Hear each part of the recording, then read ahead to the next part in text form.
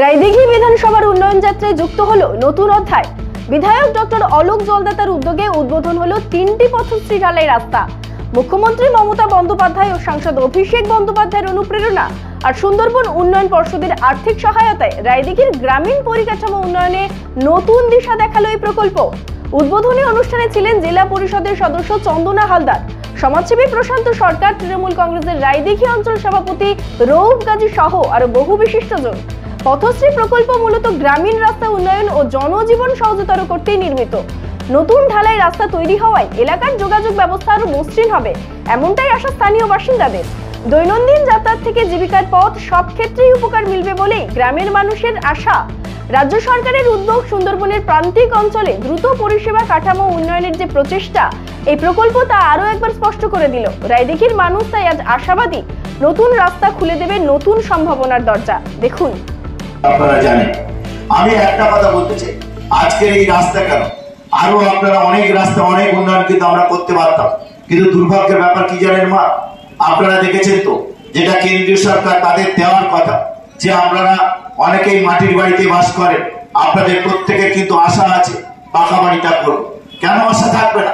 আপনারা ভারতবর্ষের নাগরিক, আপনারা ভোট দেন, আপনার আমার সবার প্রধানমন্ত্রী নরেন্দ্র মোদী, তিনি আপনারও প্রধানমন্ত্রী, দেশের প্রধানমন্ত্রী, আমারও প্রধানমন্ত্রী, হতে পারে আমি তৃণমূল কংগ্রেসের মেয়ে, আমারও প্রধানমন্ত্রী। তিনি কিন্তু একটা সময় তিনি বলেছিলেন, কথা দিয়েছিলেন যে হ্যাঁ 2018 সালে নির্বাচনে দাঁড়িয়ে প্রত্যেক ভারতবাসী যারা মাটির বাড়িতে বাস করে তাদের পাকা মকান করে দেব, অর্থাৎ পাকা বাড়ি করে দেব, এবং প্রত্যেকটা বাড়িতে পানি কা নল হোগা, অর্থাৎ পানি জলের ব্যবস্থা করবে, আর বিজলি কা বাতি হোগা। কোথায় প্রত্যেকটা বাড়ির জন্য আপনি পাকা বাড়ি করে দিচ্ছেন? সারা পশ্চিমবঙ্গে আপনি প্রধানমন্ত্রী আবাস যোজনা শুধু এই নয় যে নরেন্দ্র মোদীজি তিনি তার কেন্দ্রীয় সরকার থেকে পুরো টাকা দিত তাই প্রধানমন্ত্রী আবাস যোজনার নাম ছিল, তা নয়। কেন্দ্র 60% টাকা দিত, রাজ্য সরকার 40% টাকা দিত, দিয়ে প্রধানমন্ত্রী আবাস যোজনা ঘর হবে। কিন্তু আপনারা দেখলাম কি, যে আমাদের যারা গরিব মায়েরা, গরিব মানুষরা, আমাদের বাংলার মাটিতে যারা বসবাস করে, সেখানে আমরা 2021 সালে বিধানসভা নির্বাচনে বিজেপি তারা ক্ষমতায় আসতে পারেনি বলে এত প্রতিহিংসা করায় সেই বিজেপি তারা করলো কি, আমাদের প্রধানমন্ত্রী আবাস যোজনা ঘর 100 দিনের কাজ যেমন বন্ধ করেছে, প্রধানমন্ত্রী আবাস যোজনা ঘর বন্ধ করেছে।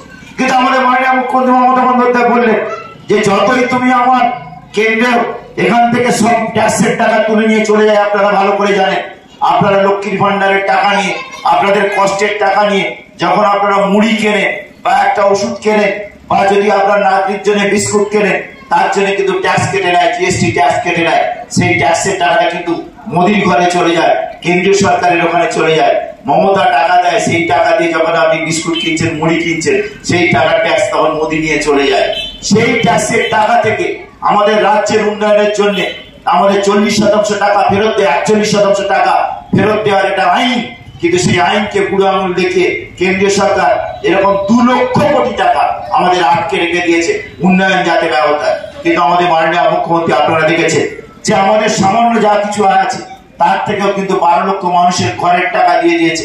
কেউ কেউ এখানে ঘর পেয়েছে, বাংলার বাড়ি যাকে বলা হচ্ছে, প্রথম কিস্তি 60,000 টাকা, দ্বিতীয় কিস্তি 60,000 টাকা, 1,20,000 টাকা করে ঘর দেওয়া হয়েছে, এবং আগামী ডিসেম্বর মাস থেকে নতুন আরো 16 লক্ষ মানুষ কিন্তু ঘর পাবে। এটাই হচ্ছে মাননীয় মুখ্যমন্ত্রী মমতা বন্দ্যোপাধ্যায়ের কমিটমেন্ট। আপনারা ভেবে দেখুন না, আজকের মুখ্যমন্ত্রী মমতা বন্দ্যোপাধ্যায় আমাদের পাড়া, আমাদের সমাধান, সেই প্রকল্পের প্রত্যেক বুথে 10 লক্ষ টাকা করে কাজ করছে।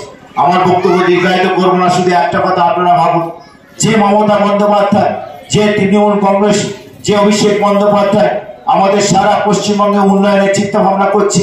বিশেষ করে আমরা যারা রায়দিঘির বাসিন্দা আছি, আমরা একের পর এক উন্নয়ন পেয়েছি। রায়দিঘি হাসপাতালে আগে সিজার হতো না, এটা ভালো করেই জানেন, সেখানে কিন্তু রায়দিঘি হাসপাতালে সিজার চালু হয়েছে। রায়দিঘি এখানে কিন্তু আপনারা দেখেছেন যে আমাদের প্রচুর যানজট হয়, সেই যানজটটা এড়ানোর জন্য এখানে 3 কোটি টাকা দিয়ে বাস টার্মিনাস তৈরি হচ্ছে। আগামী দিনে কলকাতাতে ডাইরেক্ট কিন্তু বাস যাবে। এছাড়াও আমাদের অনেক উন্নয়ন কিন্তু আমরা পাচ্ছি, অনেক কিন্তু আমাদের উন্নয়ন হচ্ছে। তাহলে আমরা কেন ভাববো না? আর যেখানে আমরা দেখতে পাচ্ছি বিজেপি দলটা, এখানে বিজেপি কেউ মানুষরা থাকতে পারে, আমি সেই বিজেপির বন্ধুদের বলছি, দিন কয়েক আগে পর্যন্ত যখন আমাদের এই রাজ্য থেকে বিভিন্ন পরিযায়ী শ্রমিকরা বিজেপি শাসিত রাজ্যে উড়িষ্যায় গেছে, বিজেপি শাসিত রাজ্যে মধ্যপ্রদেশ, হরিয়ানা যখন কাজ করতে গেছে, শুধু বাংলা ভাষায় কথা বলে বলে তাদের বাংলাদেশি বলে সেইখানকার পুলিশরা অত্যাচার করেছে, সেখানকার মানুষরা নির্যাতন করেছে। একবারও কিন্তু আমাদের এই বিজেপি ভাইরা কেউ কিন্তু প্রতিবাদ করেনি, একবারও কিন্তু বলেনি যে আমি বিজেপি এখানে কিন্তু বাংলায় কথা বলে বাংলার মানুষের